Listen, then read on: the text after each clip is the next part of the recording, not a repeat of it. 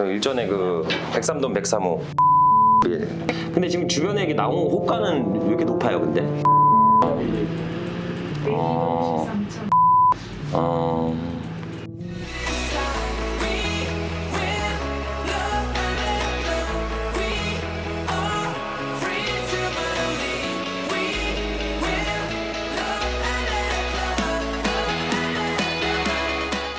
자, 반갑습니다. 대장 김상준입니다. 오늘은 제가 한 1년 전쯤에 낙찰받은 아파트가 있는데 현재 시세 및 흐름에 대해서 현장에 나가서 말씀을 드려보도록 하겠습니다.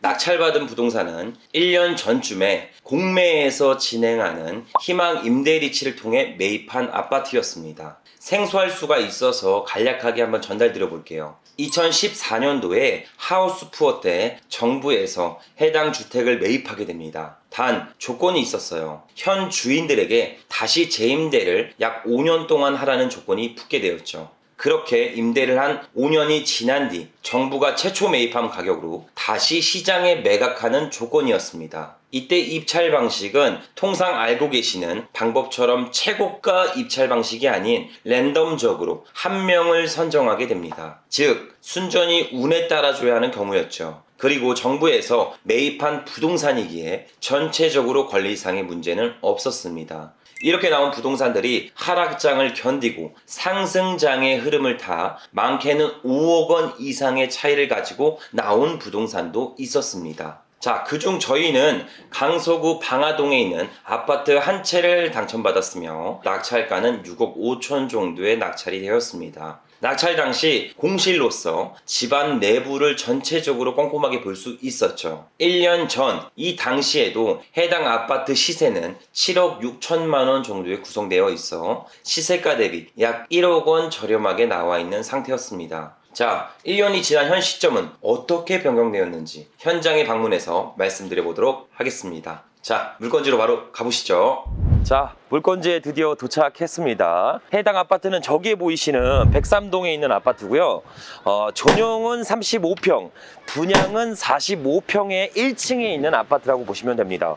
저층이지만 오히려 2층, 3층, 4층보다는 1층을 선호하는 분들이 굉장히 많습니다. 1층은 엘리베이터를 타지 않아도 되고, 그리고 아이들을 키우고 있으면 이렇게 꽝꽝꽝 두들겨도 층간소음에 큰 제약이 없기 때문에 오히려 5층 미만 저층을 선택할 바에는 1층을 선택하는 층들도 굉장히 높습니다. 주변에는 대우조선이나 LG 사이언스파크, 이랜드 등 배우 수요가 약 40만 정도 해당하는 그런 호재성을 물고 있는 지역이기도 해요.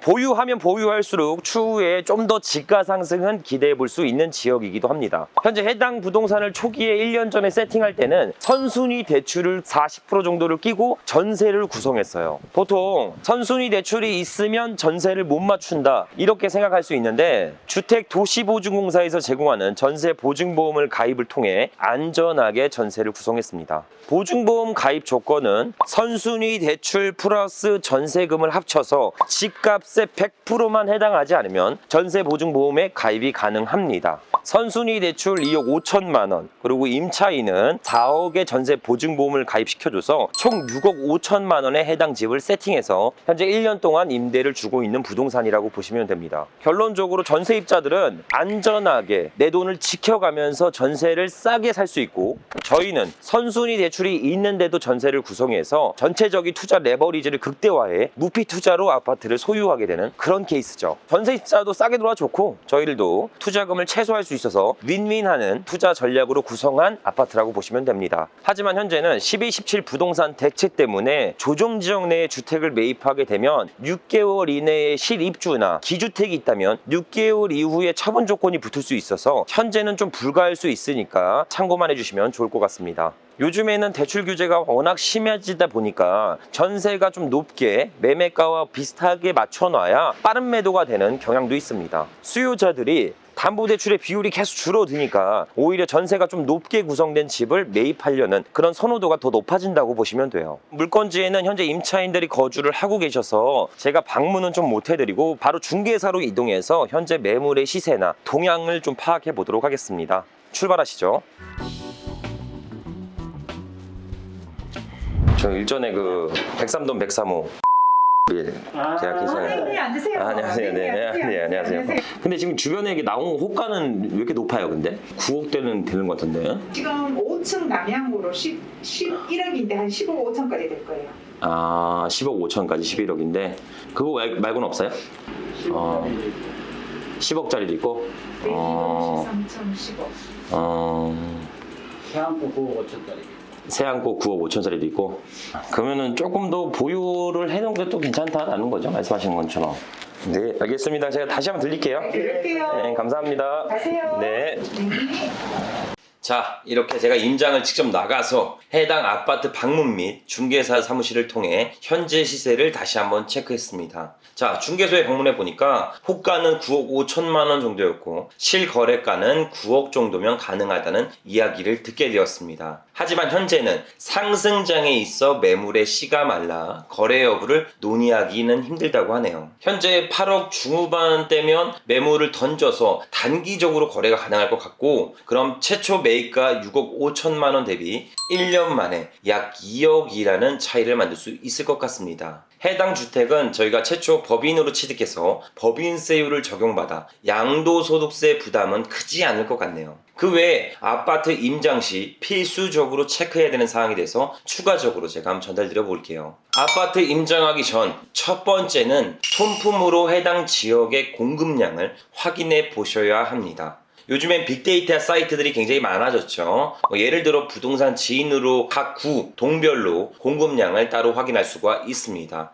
신축이 들어서면 단기적인 공급량 증가로 구축 아파트의 하락장을 맞이하게 됩니다. 단 중장기로 접어들어 신축의 물량이 전체적으로 소진되면 유입 인구가 높아지고, 그로 인해 주변 상권의 발달로 구축 아파트 및 대체재인 빌라까지 동반적으로 상승하게 됩니다. 단기 매도 시에는 공급량 증가를 피하고 중장기 투자를 목적으로 한다면 하락장을 지나고 상승장을 기대해 볼 수 있다는 겁니다. 그 외에 실거래가, 호가, 역사와의 거리, 학군, 근린시설, 주변 아파트와의 평당가를 면밀하게 체크하여 최종 입찰 여부와 임장 일정을 조율하셔야 합니다. 즉, 손품으로 입찰의 결정을 한 상태에서 임장을 가셔야 한다는 것이죠. 무작정 임장을 가시면 필수적으로 체크해야 되는 항목을 놓치게 되고, 중개사분들의 이야기만 믿고 고가 낙찰 혹은 저평가에 대한 사유만 듣고 입찰을 포기하는 경우가 발생될 수 있으니 필수적으로 손품을 통해 일정 기준과 방향성은 설정한 후에 임장을 하셨으면 좋겠습니다. 자, 그럼 손품으로 최대한 호감을 얻고 입찰하겠다 생각이 든다면 바로 현장에 방문하셔야겠죠. 현장 방문 시 해당 매물이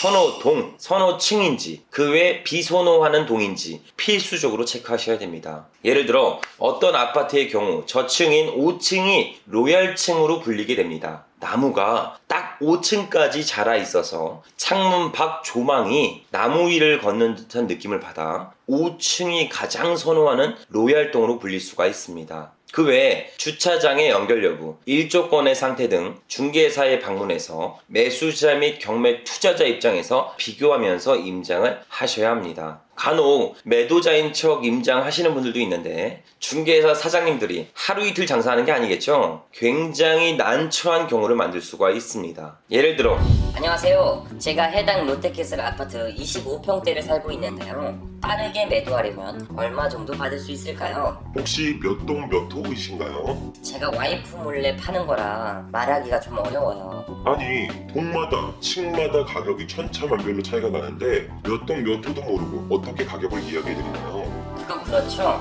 103동입니다. 103동이요? 그럼 층은 몇 층인가요?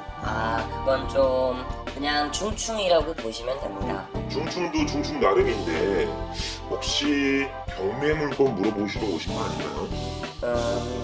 그게 사실은 아니, 처음부터 그냥 경매라고 말씀하시지 왜 거짓말을 하고 들어오세요? 어디서 그렇게 조사를 하고 배우셨나요? 이거 처음부터 사실대로 말하고 들어올 걸. 최대한 빨리 도망가면 얼굴을 기억 못하겠지.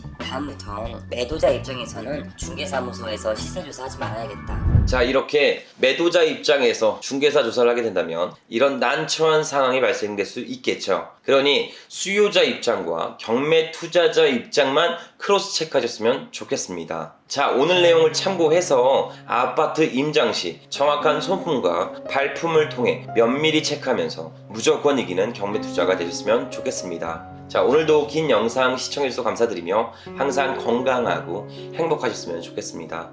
감사합니다.